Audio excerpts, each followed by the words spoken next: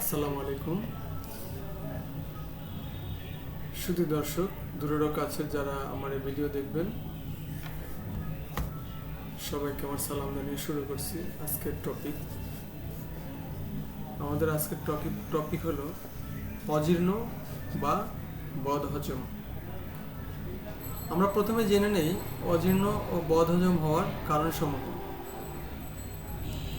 প্রথম কারণে আমরা ধরতে পারি যেটা হলো অনিয়মিত বা অতিরিক্ত ভোজন, তৈলাক্ত চর্বিযুক্ত আহারাদি ভক্ষণ, রাত্রি জাগরণ, অতিরিক্ত চা কফি, মদ্যপান, ধূমপান, গুরুপাক দ্রব্যাদি ভোজন ইত্যাদি কারণবশত খাদ্য ভালোরূপে পরিপাক না হইয়া অজীর্ণ রোগ জন্মায়, ক্ষুধা লোপ পায় কিংবা রাক্ষসে ক্ষুধা হয়, গরম মশলাযুক্ত দ্রব্যাদি আহারের খুব ইচ্ছা হয়, বুক জ্বালাপোড়া করে, উদ্গার হয়, আহার আনতে পেটে বেদনা হয়, বুক দরফর করা ইত্যাদি লক্ষণ দেখা যায়।